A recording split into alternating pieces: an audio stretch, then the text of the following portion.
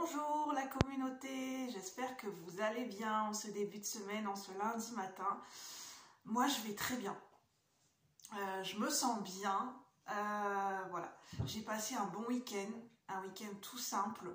J'espère que vous avez passé un bon week-end de votre côté, comme quoi même en faisant les choses les plus simples du monde, c'est ça qui nous permet aussi de passer des bons moments, hein. On n'est pas obligé de faire des grandes choses, d'aller à des soirées ou de je ne sais quoi et qu'est-ce. Voilà, juste en faisant des choses simples. Je prends Chester avec moi, parce qu'à chaque fois que je monte dans le grenier, je vous assure que c'est vrai, à chaque fois que je monte dans le grenier et tourner une vidéo, il veut tout le temps être là maintenant. En fait, il anticipe. Je sais même pas que je vais faire une vidéo, il est déjà dans la chambre, il est déjà prêt, il sait que je vais monter faire une vidéo avant même que moi-même je le sache. Pour vous dire comment les chats sont très intuitifs. En général, les animaux sont très intuitifs. Et là, il ronronne comme un bébé dans mes bras. Je suis obligée de le tenir parce que, voilà, petite parenthèse, en fait, il arrive à ouvrir toutes les portes. Et si vous voulez, dans le grenier, à côté, c'est la chaudière. C'est une pièce où il y a uniquement la chaudière. Et voilà, il y a plein de choses. C'est un petit peu le parcours du combattant. Il y a plein de choses qui pourraient éventuellement le blesser. Donc c'est pour ça que je veux pas qu'il y aille tout seul, parce que ça nous est déjà arrivé de le chercher, de le retrouver dans cette pièce, quoi. Il avait réussi à ouvrir toutes les portes et il avait atterri là-haut, quoi. Et les chats, ils vont partout, quoi. Ils vont dans les endroits inimaginables, ils vont dans les portes de placard, ils vont dans des endroits où on se demande comment ils font pour aller dans certains endroits. Je sais pas si ça vous arrive avec vos chats, vous les appelez, vous les retrouvez plus. Ils sont censés être à la maison, mais ils se sont cachés je ne sais où. Des fois, ils se cachent dans les armoires, ils se cachent en dessous des couettes, en dessous des lits, ils vont dans des petits coins, dans des coins de placard, ils vont partout, partout, partout. Et même mon chien, des fois, elle se niche partout aussi. J'ai une chienne, elle se niche partout aussi. Et c'est ma foi, on ne s'ennuie pas avec les animaux. On joue à cache-cache avec eux, je vous assure. Des fois, on les cherche. Et après, c'est eux qui nous cherchent. Enfin bref, on joue à cache-cache. Et ça met de la bonne humeur, les animaux, juste pour dire que ça met de la bonne humeur. J'ai un chien et on a des chats à la maison. Et s'ils n'étaient pas là, franchement, je remercie mes animaux de compagnie. Et j'ai un message à nous transmettre, c'est d'être en gratitude, d'avoir de temps en temps une pensée pour nos animaux, qui nous aident, qui nous accompagnent, qui nous apportent de l'amour, du soutien, nos animaux qui nous apportent beaucoup, beaucoup, beaucoup, beaucoup. Ne les oublions pas. Moi, j'aime autant les chats que les chiens. Voilà, j'ai pas de préférence. Je me sens autant bien avec les chiens qu'avec les chats. Mais des fois, entre chiens et chats, voilà, c'est pas toujours évident entre chiens et chats parce qu'ils n'ont pas le même tempérament. Et je trouve que les chiens, en général, notamment ma chienne, sont plus territoriaux que... Enfin, ça dépend, en fait. Je sais pas pourquoi c'était pas prévu que je vous parle de ça, mais bon, je suis quelqu'un de spontané. Pour ceux qui ne me connaissent pas, moi je m'appelle Julie, je suis médium, canal, clairsentiente. Je ressens les énergies. C'est pour ça que d'ailleurs que comme je suis très dans les énergies, très spontanée et très instinctive, je suis très proche des animaux et en général de la vibration des enfants parce qu'en fait ça colle avec mon essence, énergétique et avec proche de la nature. Je suis vraiment quelqu'un de très très proche de la nature. Et ce qui est marrant, c'est que je suis très respectueuse au point, je vous assure que c'est vrai. J'ai été me promener samedi dans un genre de sous-bois où il y avait, enfin bref, c'était juste une petite allée où il y a des arbres. Et maintenant, c'est à peine si j'ose entrer. J'ai l'impression que quand j'entre dans un bois ou dans une forêt, j'entre dans le sanctuaire, que ça appartient aux arbres et à la nature. Et j'ai ce sentiment de me faire petite et de demander la permission d'y entrer.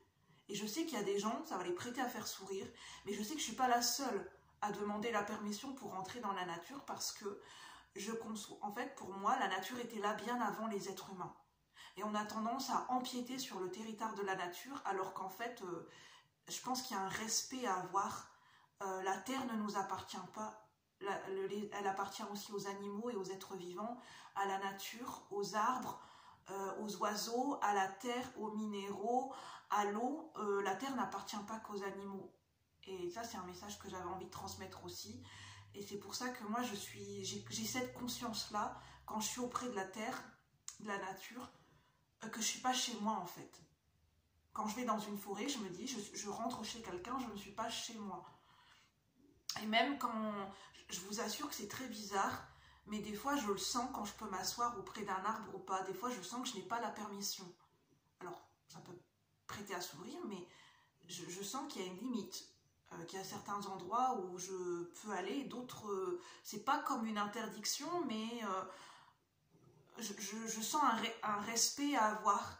Et qu'il y a certains endroits ou certaines pierres ou certains, voilà, certains endroits où non.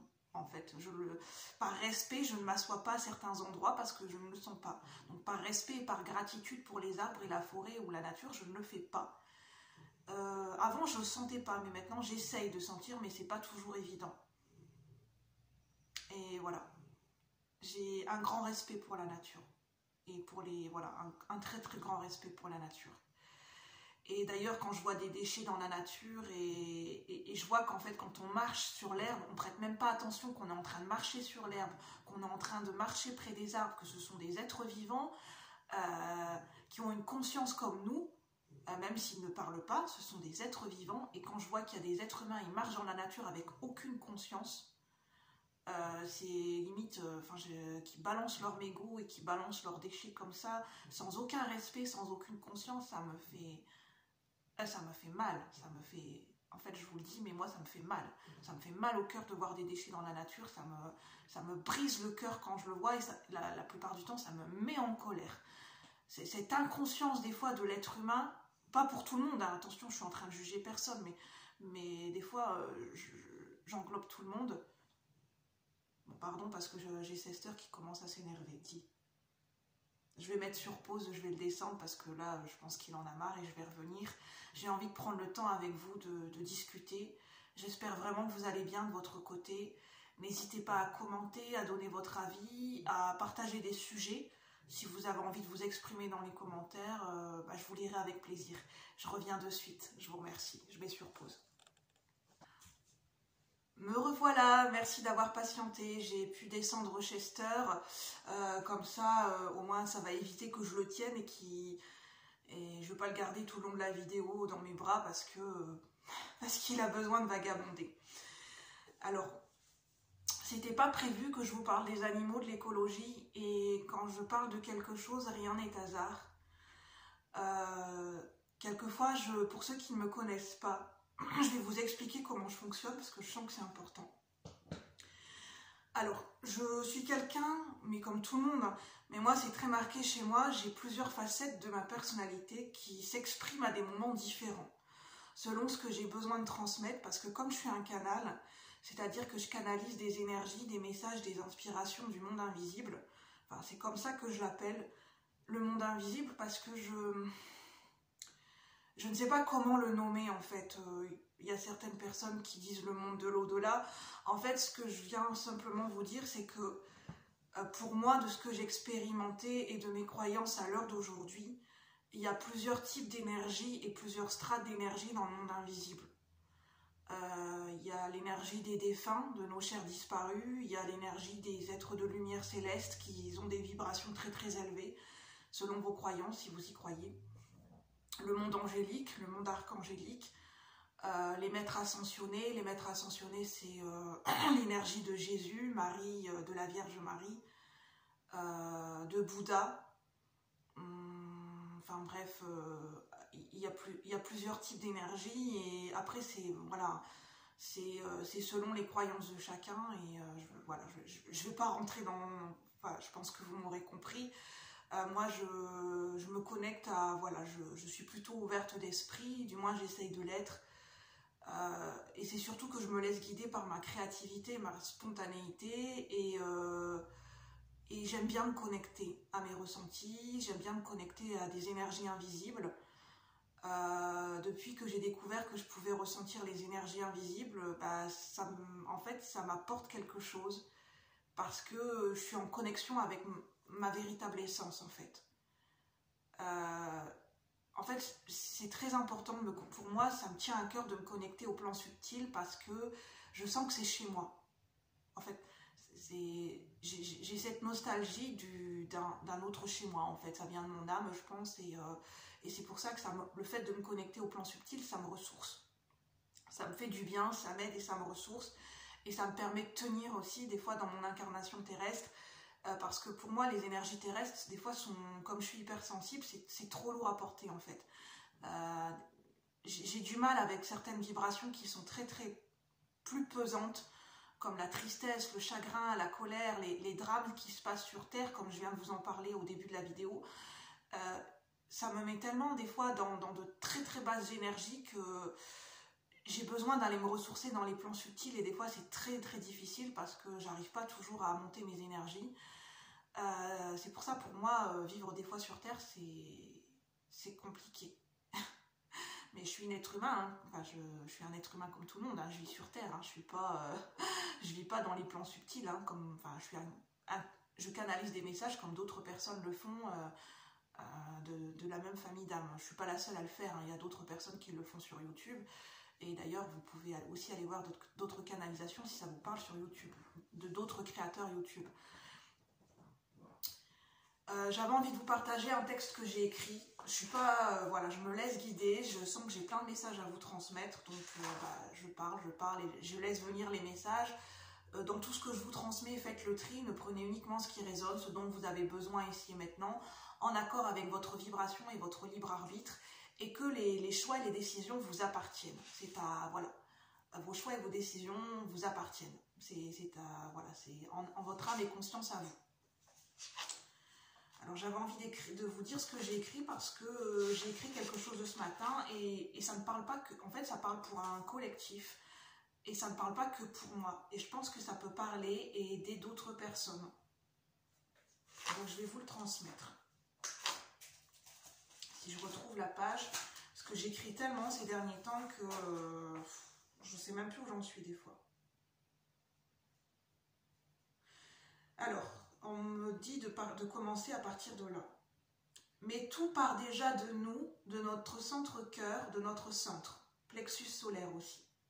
Qu'est-ce que l'on... Là, c'est des questions qu'on peut se poser. Qu'est-ce que l'on crée comme réalité à chaque instant de nos vies? Qu'est-ce que l'on rayonne comme vibration et énergie? Prenons davantage conscience et acte de foi vis-à-vis de ce que nous rayonnons, à ce que nous puissions rayonner davantage.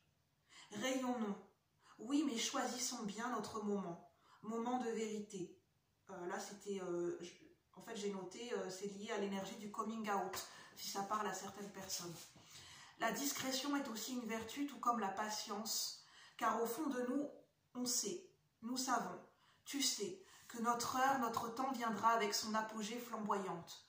De la graine naîtra une magnifique fleur qui embaumera toute la pièce. La puissance tranquille d'un arbre sage et aimant, plein de vertus thérapeutiques. Tout cela, tu le sais, au fond, nous le savons tous. Attendons patiemment et sagement notre heure divine. Enfin, là, ça parle de timing divin qui est différent pour chacun d'entre nous. Le nouveau, l'émergence du nouveau monde, de la nouvelle terre, arrive bientôt. Alors,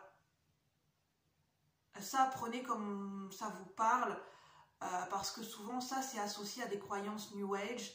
Moi je le transmets parce que c'est ce que j'ai reçu en canalisation ce matin, c'est ce que j'ai écrit de manière intuitive, et comme je ressens l'impulsion de vous le transmettre, je le transmets sans aucun jugement de ma part. Je ne pose pas d'interprétation entre ce qui est juste, pas juste, vrai ou pas vrai. Je vous laisse libre de voir ce qui est juste ou pas pour vous, voilà, tout simplement. L'émergence du nouveau monde, de la nouvelle terre arrive bientôt. Elle est déjà là en toi. Tu en portes les graines, son héritage divin. Tu ne seras peut-être pas là sur terre pour en voir les fruits, parce qu'en fait, je ressens que ça parle plutôt de décennies et que ça va se répercuter plutôt sur notre descendance. Tu ne seras peut-être pas là sur terre pour en voir les fruits, mais à grande échelle, commençons dès à présent à semer. Semons petit mais semons grand dans nos actes de foi, dans nos cœurs.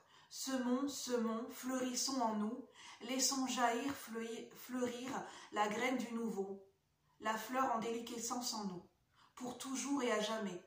Semons, fleurissons, jaillissons des ténèbres tourmentées, de nos ténèbres en nous, de nos propres tourments.